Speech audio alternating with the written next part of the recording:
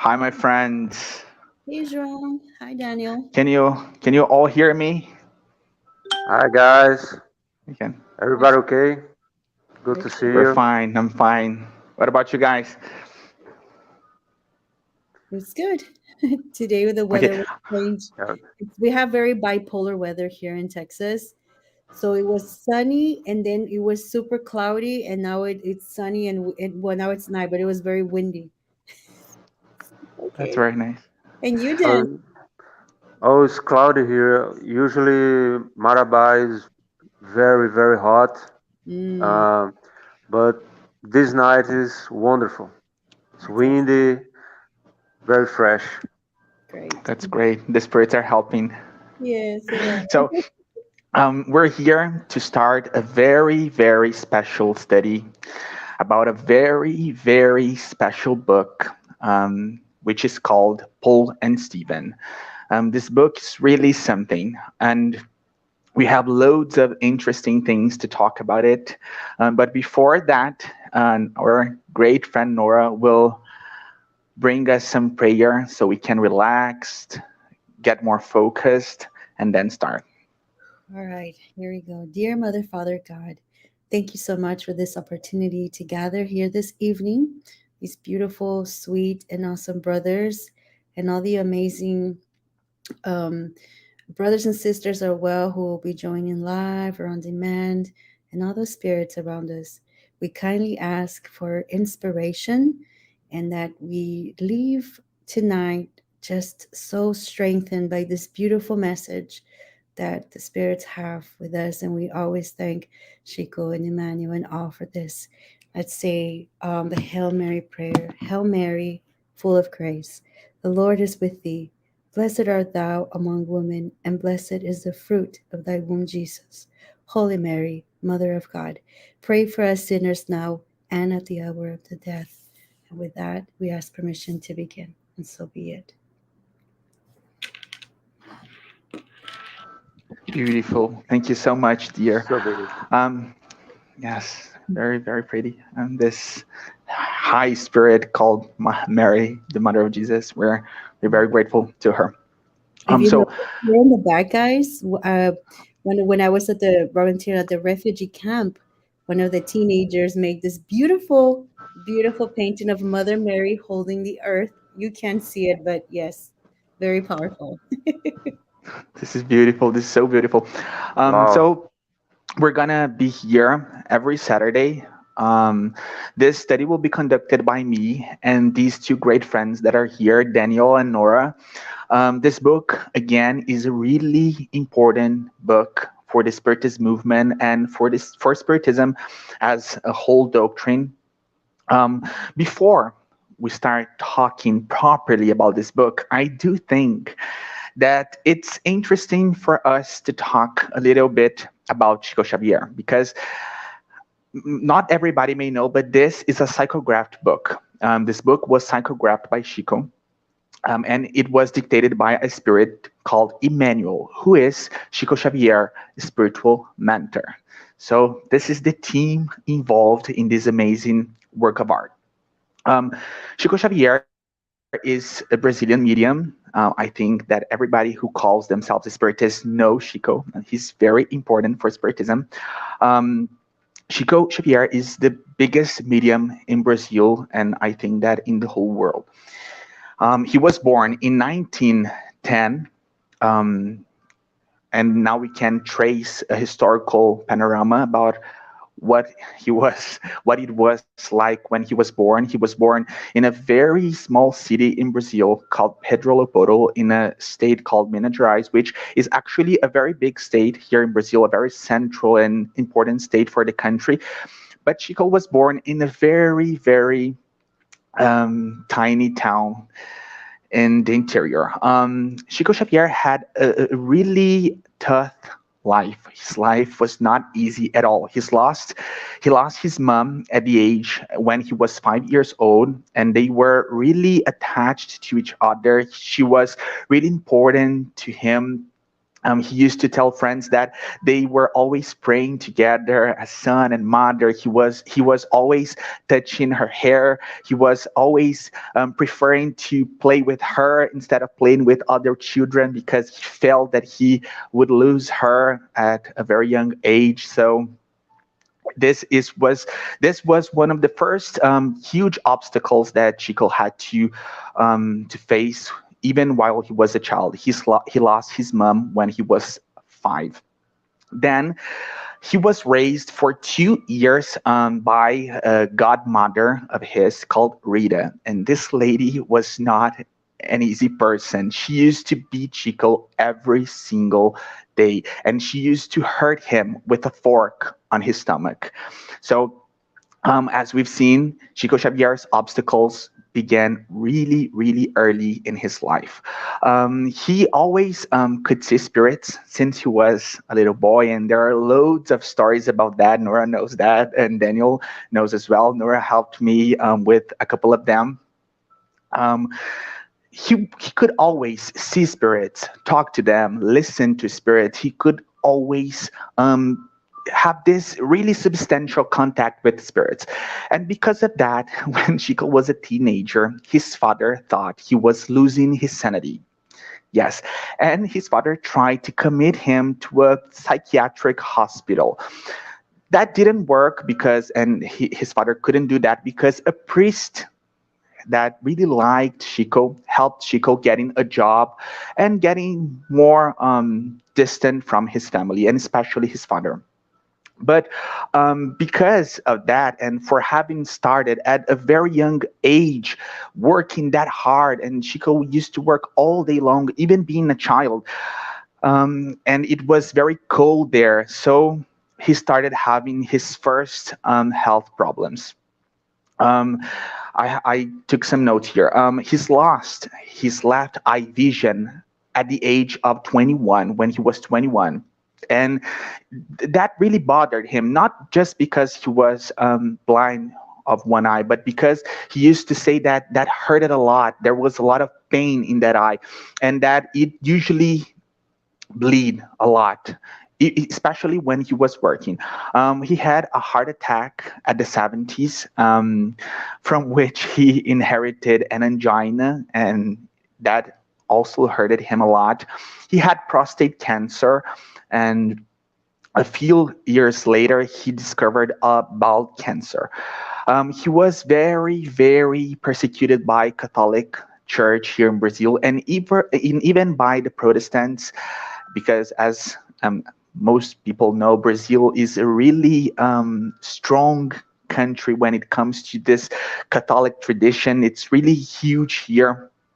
Um, what we're saying that here to start is he suffered a lot. Yet he was, I'm quite sure to say this, but he was the best Christian example that we have here in Brazil and one of the biggest in the world. Um, he used to say that all these difficulties helped him not stray from his path, not get lost in his mission, which is a very important mission, and we know that. Um, he psychographed more than 530 books, being this work one of the biggest literary work in the Portuguese language in the whole world. He sold millions and millions of books, and all that money was used in charity.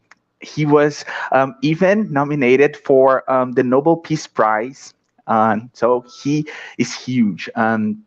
This is the man that psychographed this book that we're going to talk about tonight. This amazing book, psychographed by this amazing man and dictated by a very, very important spirit. So we enter the preface of the book. The preface is called the Preface. We have a couple of psychograph books from Chico that have a nice title preface names. Um, the preface was written by Emmanuel on July 8, 1941. So again, a very important date so we can set and localize this book in history. And since there are loads of books about Paul of Tarsus, we could ask why another one? Why produce another work about the apostle to the Gentiles? This is the first question that Emmanuel brings for us in the preface. Why? Why does this book exist? And I think it's important to say exactly what he told us. He says this: using the resources within our reach, we aim to transfer onto paper something from the traditions of the spirit world regarding the work entrusted to the great friends of the Gentile. It's beautiful. So right from the beginning, we see that this book has more details than we'd heard before from the common tradition about Paul of Tarsus, because those details were brought for us from the spiritual plane. Um, this book is here in Brazil is known in the Spiritist movement as the Spiritist Acts of the Apostles, referring to the Bible.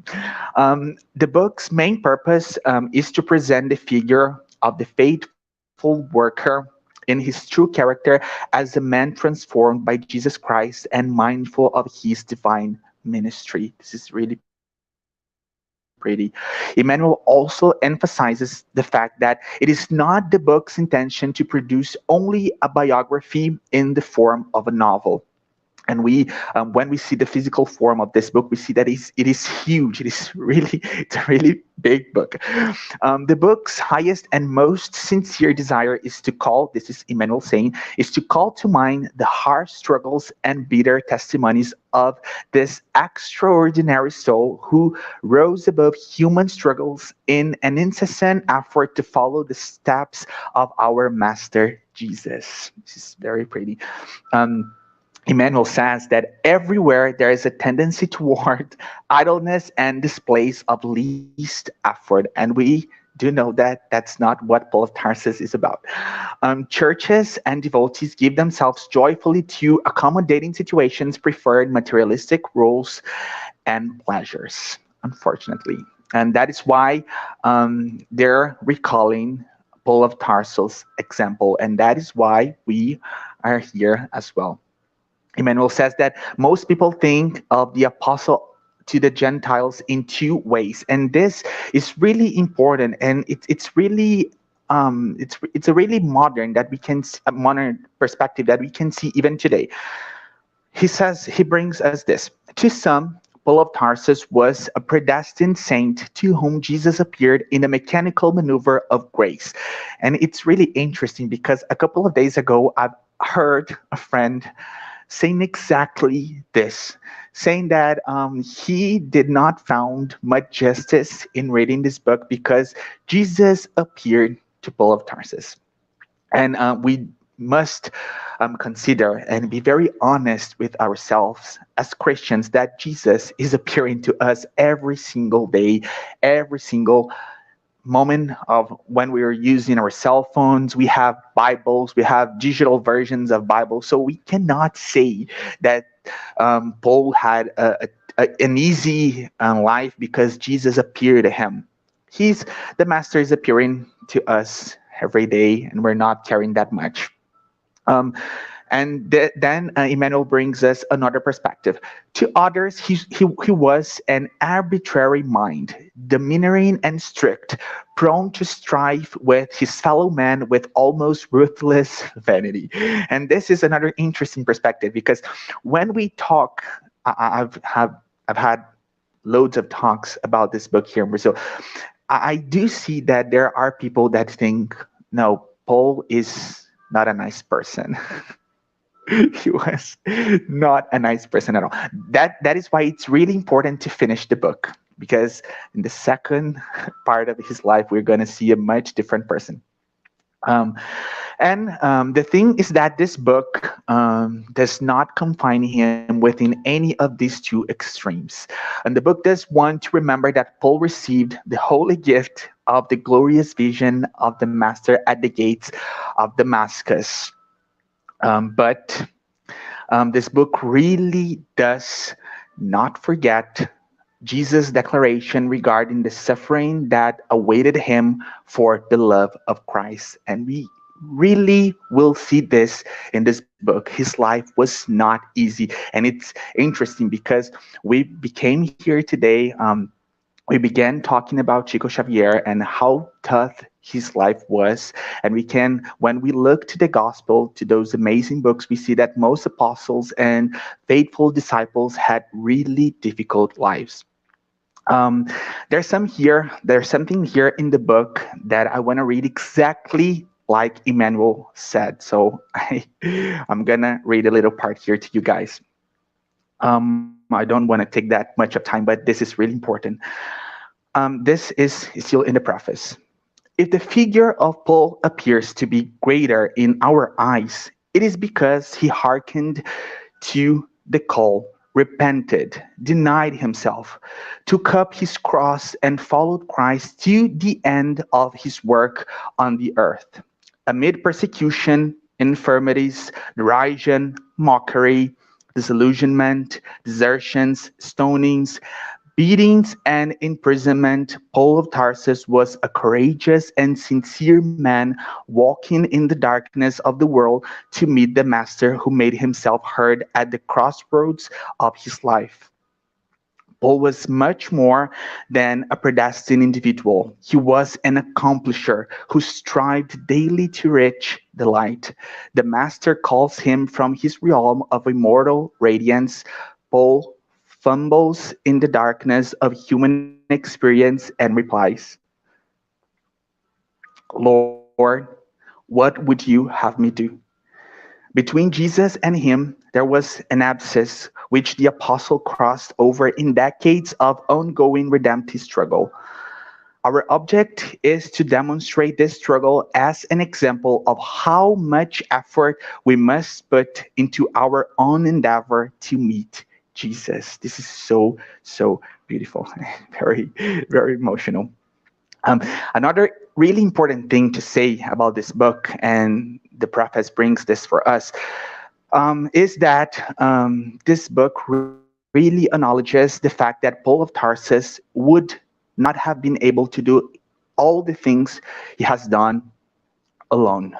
Without Stephen, there would be no Paul of Tarsus. And without Chico Xavier's amazing psychography, we would not know how much Stephen influenced the Pauline experience. Their lives were bonded by this really interesting, a couple of times mysterious and impressive ways. I'm almost done, guys.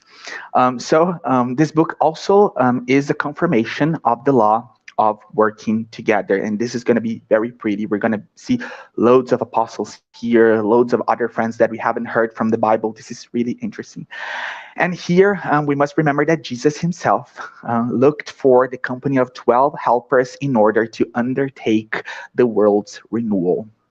Emmanuel, before finishing the preface, also tells us that the book was written by a spirit for those who live in spirit. It's very pretty. He finishes the preface saying that they hope that the great convert example may enlighten our minds so that we may understand how much we need to work and suffer for the love of Jesus Christ. And that's how the preface is ended. Then we enter the first part of the book. The book has more than one part. So now we enter part one, chapter one, that has a really nice title, and that's what it is: Afflicted Hearts. That's the first title, chapter one. Then, when we start reading the book properly, what was happening there, this book brings us a nice picture for us to imagine of an empty street in the center of the famous city of Corinth. We've seen bunches of example and texts about the city, even in the Bible. It's a very important city for this primitive gospel experience. The book really emphasizes the emptiness of the street to tell us that the reason for that. is that after a century of deplorable neglect following its destruction by Miami, one could no longer find the Hellenic spirit in all its ancient purity within its walls. So the city was really transformed. The book tells us that Corinth had been transformed into an important colony of Romans. So the city had been like totally transformed into a meeting place for all those seeking adventure. The city was really different from what it was before, and we're gonna see how these Roman soldiers were acting. And now I'm gonna pass the word to our great friend Daniel.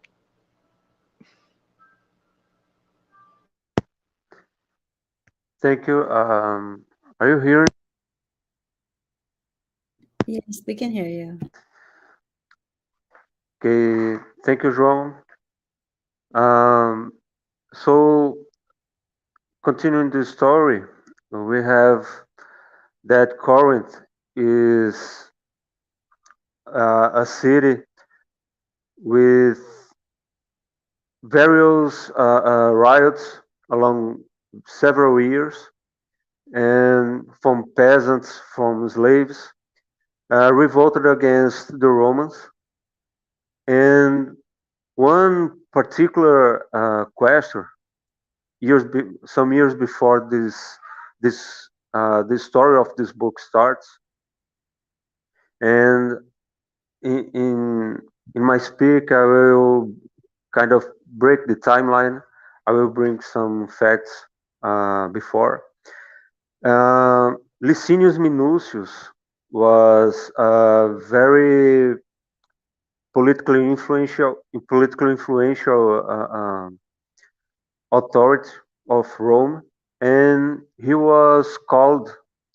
He once was the question of Corinth, and he had a very dirty means to expropriate people from their lands, from their houses. He got extremely rich, and he went back to Rome, but he actually always wanted to get back to Corinth and keep his wealth to be increased. Well, he Corinth was in a new wave of several crimes being committed on the streets, and uh, the proconsul of Corinth asked help to Rome, and a whole galley was sent to Corinth, led by Licinius, and he was starving to get back with more authority to Corinth.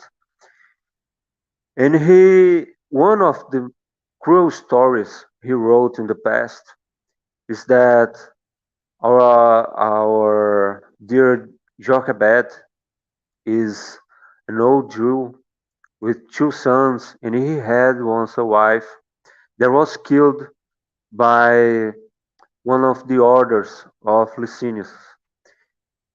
Well, Jochebed lost his house, his lands, his crops. He was arrested, and his wife was brutally killed in in this action, in this prosecution. And all of that is fake, is based on slander and lies. Um, Jochebed made of his family, his daughter and son, and his tiny house that he could build again and restart his life. It was his place of safety. It was a refuge to his mind throughout the profound suffering he's going to be uh, he's going to be living in this story. So Licinius came back with the galley from Rome, he established his new government, and many cohorts came along with him, and he scattered various soldiers throughout the city.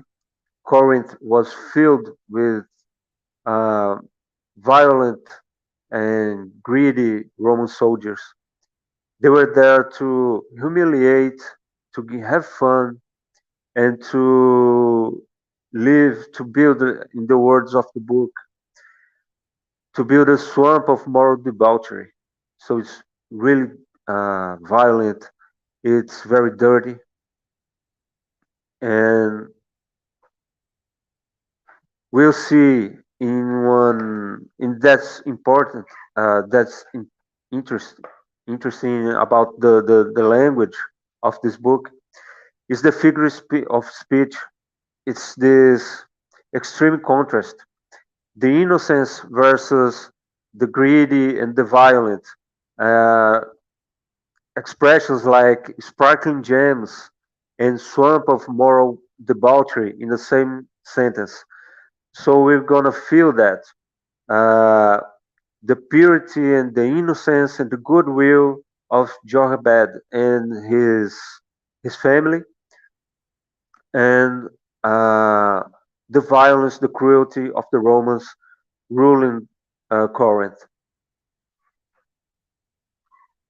It was it all happened in 34 AD, and amidst all those riots and crimes going on in Corinth, in one morning, Licinius, uh, um, pardon me, Jochebed was crossing the streets, especially a beautiful square in the center of the city, and some soldiers were walking freely as they could do that. Everybody was silent and really afraid of their lives, their health, and their freedom. Jochebed was crossing to go to the marketplace and was assaulted by the Roman soldiers, and he got beaten. He got he gets all kinds of slur, especially anti-Semitic, and he goes deeply while he's deeply humiliated, beaten, and tired. He's an old man. He lost his wife to Licinius' cruelty, and angry thoughts starts to take place in his mind. And he was already like trained to think of his house, his son, and his daughter, to calm down and to try to apply all the teachings of sacred the sacred sacred books. And so it was in the word of the books, thinking of his son and daughter has been a soothing since he widowed in the episodic of bitterness. He just lived. So Nora, if you could please follow me, thank you. Beautiful. Wow. Ah, I'm already feeling it because, this is my first time reading this book. And so it's the live. I'm like feeling all the emotions. And that part is so hard when the soldiers were beating him. That was very profound. But I love what you said that for sure when once he's in that state, he always goes back to his house. And that's lovely. So I'm gonna continue with the story. So I think I'm gonna summarize it all the way to the end, and then we can just kind of go back and pinpoint some stuff. All right. So after he gets hit, um, I have my notes, guys, because I talk a lot. After he gets hit, once shaken by that, he goes on and eats. I love the description that Emmanuel puts. He has his little basket and he goes to the market and he's going to go pick the fish and the fruits. And when this is happening, the soldiers, the officials, come and they are going to give an announcement, right, from Licinius. And it's just saying, "Hi, everyone. If you have a complaint, a claim, do you need some legal assistance? Come by tomorrow to the temple, and we're going to help you." And so Jochebed was like, did I just hear that? Right. And so, of course, there's all these mixed emotions and opinions, and just, I can imagine the hope of the people. They're so desperate for change. And so, Jokadeb signs up. And so he takes off and he says, I'm going to take the long way to avoid another little group of soldiers. And unfortunately, his plan didn't quite work as he wanted to, because in the first time that they hit him, it was because he didn't speak up, right? Well, how dare you not say anything? So now he's like, I don't, should I say something? Should I stay quiet? He's like, you know what? I better say something so that they don't hit me. So he goes right up to the soldiers and he creates, and they're like, who do you think they are? And they hit him really hard, so hard that he starts to bleed. And even though they saw that he was an older man, I can imagine how he must have pleaded for his life. They didn't care. They really, really, really hit him. So of course he has the strength and he goes home after all of that. And it's a beautiful description of, as he's getting home, he's seeing the again, like his son and the long view right there. And as he gets closer, of course, uh the names, excuse us, I think it's just Giselle, right? So his son Giselle come to greet him, and Abigail, and they're like, oh my gosh, Dad, what's going on? What's happened to you? Like, you're all bleeding. And so, he tells them the story. And it's interesting, because he had a really difficult time with all of this. And like Daniel was saying, all the contrasts that were happening, like when they were hitting him, he had a choice between, it said here, following the law of God, thou shalt not kill, versus the voice of the prophets, right? The tooth by tooth kind of thing. And so, he comes up to his children, which were also kind of that contrast, because they're describing this light, this peace. And he's telling them, you know what, tomorrow we need to go. I'm going to go to the temple because, this Licinius says that if we have a complaint, we might get a chance to get our land back. And his son, Giselle, says, Dad, are you sure? Are you thinking this through? Is this really the best way for you to go? And Giselle is very wise, and he comes up with lots and lots of beautiful reasons. And even that way, um, Jacques, Jacques Deb insists that he's going to go the following day. So that is the story up to where we're at. But of course, when we break down, there's certain things that happen. And I think that one of the first things that we could probably talk about is the soldiers hitting him, because Emmanuel puts it there for us, like right in front. It was descriptive. And as a reading teacher, I always say, if someone makes it a point to describe something, they're probably telling us to stop. Okay, pause. And one of the first signs, of course, is just the cruelty. It's absolutely wrong. No matter how we look at this, even before we kind of break it apart, it doesn't make it right, no matter what it is. So we know that that's a reminder that we don't want to live in a society that has this kind of structure, right? The soldiers saying, we'll just take justice in our own hands, and giving him derogatory comments like, away with you, you cur, or your dog. We usually say your dog here, right? Like, that's not the way we want to be in that community. And it's kind of like telling us, hey, pay attention and to your where you're at. And I think we've done a great job as a collective, and especially with COVID, I feel like we've raised those vibrations. And please, guys, feel free to interrupt, right? So that has already changed a lot. But we can even think about this in our own way, like, um, and what if we were to say every day is like we meet soldiers in our life? It could be people who give us difficulties, it could be the hardships, right?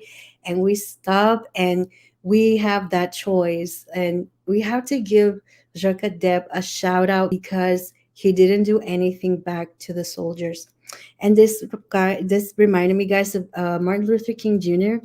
He has this beautiful, beautiful sermon, Love Your Enemies. And he always says, whenever you're near your enemies and you get a chance to take them down, that's exactly what you don't do it. Like later, you'll get a chance to do so, right? It's saying like, by the time we process and we think, we'll do it through our actions. And I think that that's like, this is a calling for us whenever we find ourselves in all of that. And I'm going to read what I wrote because it keeps me focused. In our daily life, we may have opportunities to be confronted with an analogy of this scene, but we need to focus on the goodness as best as we can. So even though it hurts, right? Jesus had an opportunity many, many times to really fight back and do everything, and yet he he took it easy, right? And so that's I think that scene was really important. Another thing that's really interesting that Emmanuel just really brings to us is just the characterization. It's huge, right? So we have Jokadeb, Giselle, and Abigail. But the interesting thing, like, think about how they complement each other, right? So we have Jokabed, and he loves his children. He still finds inspiration to move on. He does question a lot, but it could be because he's always feel like injustice. Oh, it's not fair. Oh, they've taken everything. I believe they even use the word he feels entitled, right? Um, and physically, he's described as an older man with a beard. He has this plain linen garment, but he is in a good condition because he got hit twice by the soldiers and he was still strong. So think about why is this important, right, for us to kind of connect with him, and then and give him that human aspect, which I think is so important. This is my favorite part about the characters, that they're not perfect. They have so many things that we can relate to, right? Giselle is a sweetheart. I'm like, if I had a son, it would be him. He's so sweet here, and he sings, right? He was singing. It's in he Emmanuel describes him. His son's voice seemed married to the joy of the sun. That's gorgeous. He's very disciplined because there's a part like he makes his own schedule. He's super hard worker. He says he's plowing the soil to prepare for the first sow. He's already like ahead of time. He's carrying, definitely he's mature. He describes him, his gestures and the seriousness with which he expressed himself led one to see a noble spirit, judicious and served by a crystal clear conscience. His dad sees it in his eyes that he's benevolent and calm. He's very Christ conscious centered. He's always in his dialogue with his dad, it's always that God, God, God, right? And very, very respectful. Abigail, she's beautiful, young, 18. But the most beautiful thing, how we have that saying here that we meet people that the eyes of the through their eyes, right? We meet their soul, and that's how they describe her. She has deep black eyes with an intense inner vibration that seem to speak of the night with the highest mystery of love and self, right? She's caring, kind, tender, respectful, family oriented. And this is so beautiful because one cannot, I mean, this is obvious that their placement was not by mistake. Like they really complement each other, and the characteristics that each of them have really help them in their roles as a family. So I thought that was beautiful. But I asked this question as I was reading this again. This is my first time, so I'm like, whoa. Does Jochebed hint consciousness like several times? And I have to go back to Daniel because constantly it keeps going back and forth. And I think that's the way that Emmanuel is teaching us about this consciousness that we develop, right? And there's three scenes that he does this when he is hit, when he's listening to his son's song and in the conversation with his son. When he is hitting, he says, he felt in his heart the old word of the law, you shall not kill, versus the voice of the prophets, an eye for an eye, a tooth for a tooth. So there we see again him having the, like I always see, like, how you see the modern version, the little devil and the little angel, right? So he's just going back and forth. But that's good though. That's good. The second thing is when his son was singing, he says that the generous verses spoke of love of the land and the constant watch care of God. And he felt that song. Like how many times if we connect to a song, it made an impact on us. So we did Pero, right? In Spanish, my Spanish is coming out. But he says, nevertheless, the flood of cruel persecution was there, dropping from his venerable beard upon his white tunic. That contrast again. He has the song is in, but that blood on him is so strong. He's really having a hard time. And the third, with that conversation with his son, the whole dialogue was him going back and forth. And even though his son was saying, but even he himself, he acknowledged something because he says that he was like, well, aren't we supposed to do something about this, right? It's will we watch defenseless the upfront of our most sacred possessions? My heart revolts against these hateful crimes that strike us with impunity. So his heart was in the right place, right? But then he keeps going, justice must be done. So we see this pull, like he's there, but there's something there. So I think it was very powerful. Another interesting thing that I asked myself, it's like, how does this historical context that Giselle brings really, what does that create? It's almost like, is he trying to create a conflict or a resolution, right? Because when this is almost like this father son dynamic that is happening, and what does this mean to all of us? Like, what can we learn, right? Because Giselle doesn't seem to pull back. He does, but he doesn't. And I really think that Giselle reminds his father that of those other civilizations, right? Of like when the his people were going through the desert for the 40 years with Moses from the Bible, and he says, "But they came through. There's a purpose for all that suffering, Dad. Come on, right?" And we know, like, even though it might seem that there is this conflict between a father and a son, maybe this is precisely the conflict that is brought to bring a solution, right? It's interesting because the resolution is not just the moral of the story that we always look for, but it's that if Jochebed follows the advice from his son, probably many of the upcoming events could have been lessened. And just that dynamic of him insisting, sometimes we don't think conflict is a solution, but it is, because they're still working in that relationship. And the last thing, guys, I promise that's it. What can we learn? I always tell my students, I'm a reading teacher. Okay. You can fucking, that's why I have to write notes, guys. Because if not, I keep going. But if we don't connect our reading to us, it's like our brains, they won't. So I always ask myself at the end of whatever I read, what can I learn from this? And I want to gear this towards this family interaction, this family dynamic from these pages that we have read. And it's an evidence, right, that having God at the center of this conversation is enough to shift decisions that otherwise might lead directly into different spots, right? While coming into agreement is so far not apparent within this family, when we look more closely, there is this union which leads us once again to see that this family is a plan of God, right? It is not by chance that the polarities between them are still strong, but it confirms Giselle's words. Israel may recognize her divine mission amid the most atrocious suffering. So, if we find our place within our family and our relationships, this suffering, it unveils to our freedom, right? That's like one of our missions, just like Israel. I thought that was beautiful. And to end this, we need to go back to Paul, 1 Corinthians 13:13. It says, and now these three remain: faith, hope, and love. But the greatest of this is love.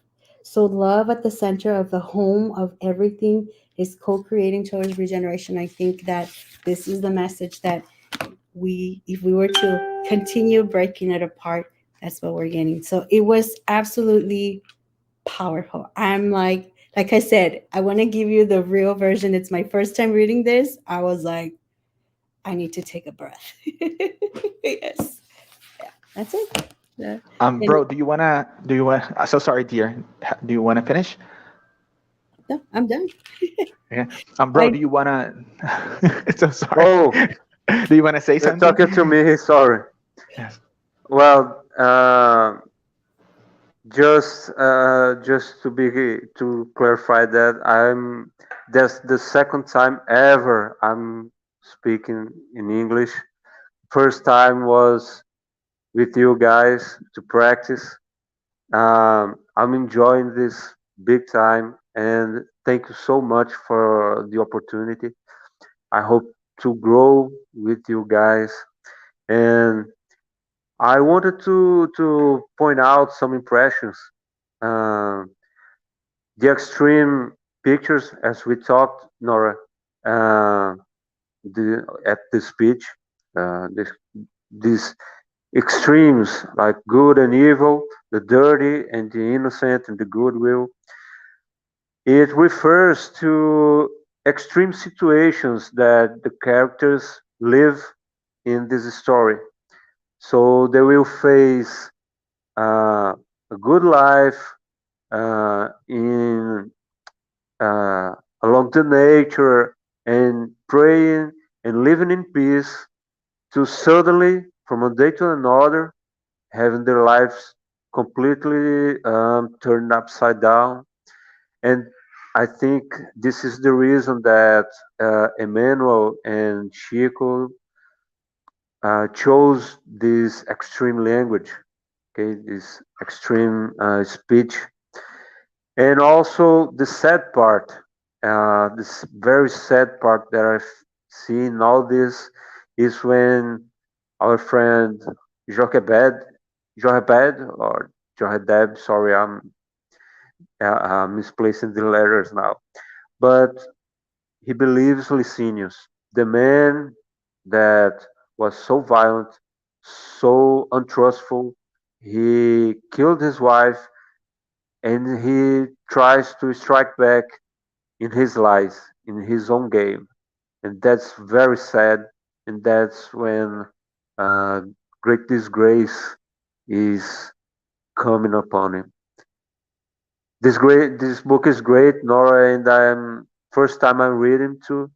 I'm reading as we are studying and having our conversations.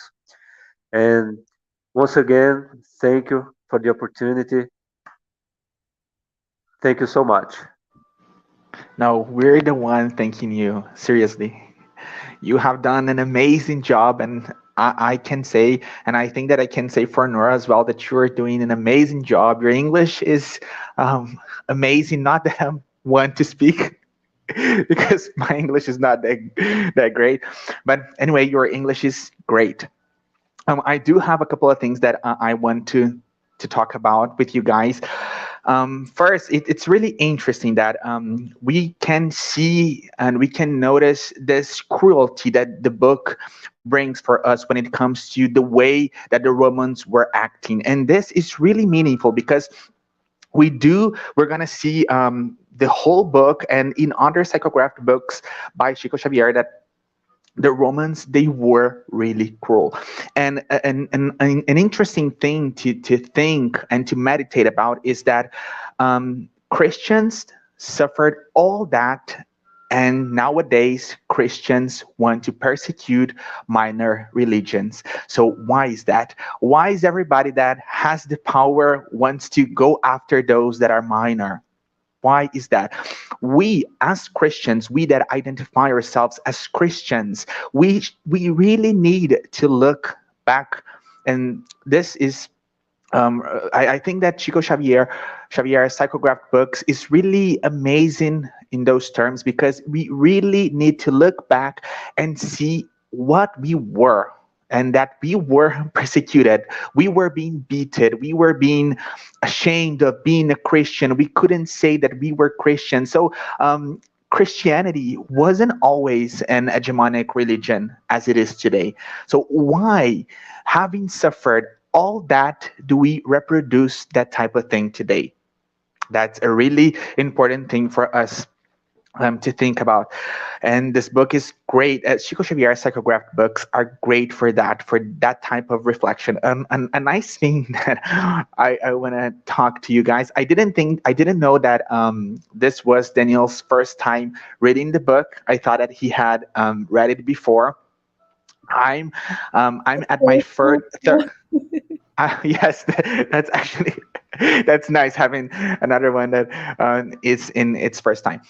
Um, I have read the book twice before, and I can assure you guys that JZL is a really important personage. Like, really, really, really important. I'm not gonna tell the secret today because we're gonna figure out and discover together who he is, but he's really important. So that's why we can see from the beginning that he is a really noble, as I think that Norah said, that a noble spirit. And I think that it's amazing that you guys have noticed the difference between Jokadab's mental attitude and Jaziel and Abigail mental attitude, because this has a really, really meaningful purpose, in my opinion, which is because and before talking about this purpose, it's very important to say that Jaziel, he was a Jew, but at heart he was a Christian, and already a Christian. And it's really nice to see that Abigail and Jaziel, and I'm gonna say that already, they will become Christians, because they really connect to the Christ. And it's really interesting. And I think the book is impressive to build this without saying it, because the book brings us what the Mosaic law means and what the Christian law means. And Nora, it was amazing that you finished with that sentence, because Christianity is all about love. And that's what we're seeing in Jaziel and Abigail.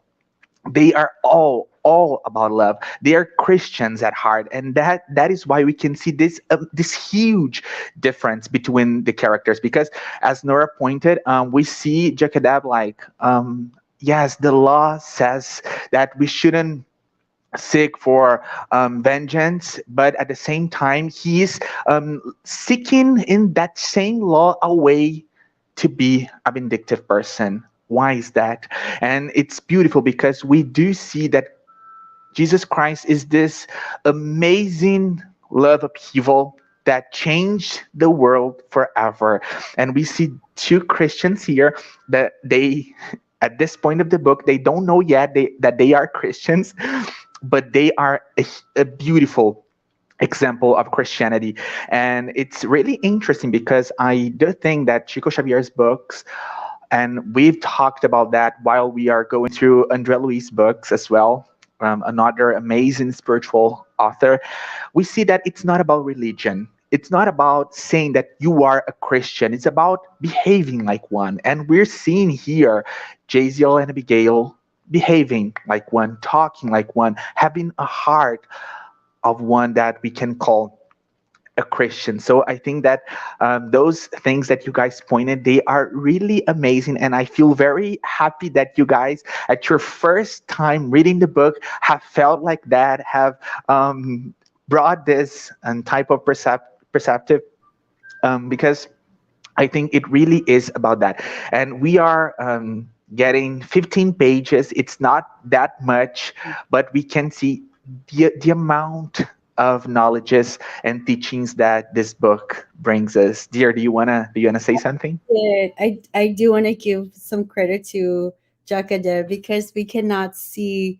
For me, I guess I like to see when you know Emmanuel, he's bringing him like that human version, because it's almost like a scale, to have a different experience And at one, there's certain things about Jochebed, like, okay, I need to work on that, you know. And then you look at Giselle, like, okay, I like this, and Abigail. So I really like that dynamic. That, you know, we cannot discredit as well, and it's important too, because even in our lives, I think it's so nice to have that diversity of different people doing fulfilling important and different roles. You know, imagine if we were all like the same, like the beauty, how even though even between Giselle and Abigail, even though they're Christian, like you said, and they're different but the same, and there's just something so beautiful about that, that I'm looking forward to finding out what's next.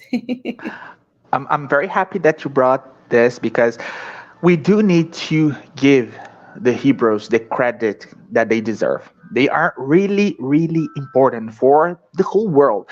And the Jews, they were the first people on earth to recognize that we have only one God. This is huge. So, when we are pointing those difference between Jochebed and Jaziel, of course, Jochebed, we cannot be unfair to him. And Norah is totally, totally right. He is, and even seeing a man reflecting like that, we are talking 2,000 years ago, more than that. Seeing a man acting like that, more than that, reacting like that to those soldiers, to all that cruelty, it's amazing. And we need to applaud that because, of course, he was already an evolved spirit, and for that time, especially, and maybe at that. At that time, we were the soldiers. So we can never No. be unfair to him because he's even having those amazing children that were raised by him. Of course, he has this huge merit, and he has a really impressive life story as well. Bro, do you want to say something else before we end the live? Yeah, due to the purity of Giesel and Abigail, we feel, I personally felt a connection with the old man because he's the, let's say, the most human of them all. He's kind of weak, he's struggling to keep his moral, his principles, and uh, things don't go too well for him. So it's part of our life. Our lives are like that. So no, I just will thank you again, and we see you all in the next meet. Yeah. Can I say something? Do you mind if I go through the messages and say thank you? It's just that. Okay, so we go back. Thank you so much, Ana Moreira, Eliani, Marisa. Hey, Chris. Hi, dear friend Carol. Welcome. Gracie, La, the Redenção Recife. Um, uh, Thank you. Okay. Carol said, thank you so much for telling us about Chico's background. That was absolutely beautiful. Hello, Sylvia, Ana Moreira, Cantinho Espírita. Is it your birthday, João? Okay. And thank you so much, Anna. Thank you, Anna. You are very sweet for your beautiful compliment there. Linda, thank you, friend, for being here. Mr. Clovis, Sylvia, and Giselle, and Kara saying Giselle is a very God Christ conscious. Absolutely, dear friend. You really wrapped it all up. And all other friends too that didn't put a message but are watching, thank you so much. That's a great way to really just conceptualize everything. Yes, I'm so sorry. I haven't read the comments. I'm really grateful to Nora for having done that. There was any question, and because I didn't see. We didn't have a Okay. question, but we did have Daniel, Miss Linda, Darnell Fly saying, Daniel, you are doing really good with your English. So did Carol, and we all up in Europe being applauded. You're doing great, brother. It's amazing. Thank you so much. I'm lucky you guys are kind. Um, No, it's not kindness. It's the truth. it's the Um, truth. Yes. Yes. We So have a crew background helping us. We do. My wife Anna, Um, thank you. yes, hey, Anna. yes. Anna actually helped us a lot with the study. She has been amazing, supporting us. We are really grateful to her and to this other friend that you called Gracie. And it's really interesting because we have loads of friends that call her with loads of ways, loads of different ways. Yeah, And I think it's really interesting that here in English we can all call her Gracie. It would be it Oh would my be God, nice. Gracie. Yes, Yeah, Gracie. don't say it like that. Yes, they have really supported us, as have our friend Rafael, Vanessa. Everybody has been really, really important in all this Yeah, support environment. So I want to thank you, my two great friends, for having accepted this invitation to talk about this book, which is a really important book for me and for the whole spiritist movement. This, and it's nice to say again that this book was one of Chico Xavier's favorite books. This is really important and shows how important this book is. I'm really grateful to everybody that has been here with us till now, and we're very, very grateful for everybody that are accompanying and posting comments there. It's really nice of yeah. you guys. We have reached our time here. I just want to say thank you, to thank spirituality, expressing our gratitude here because we do know that they are helping us. Thank you guys one more time. I'm gonna close the live saying thank you so much. Bye, until guys. next time. See you Bye. next See you week. guys next Saturday.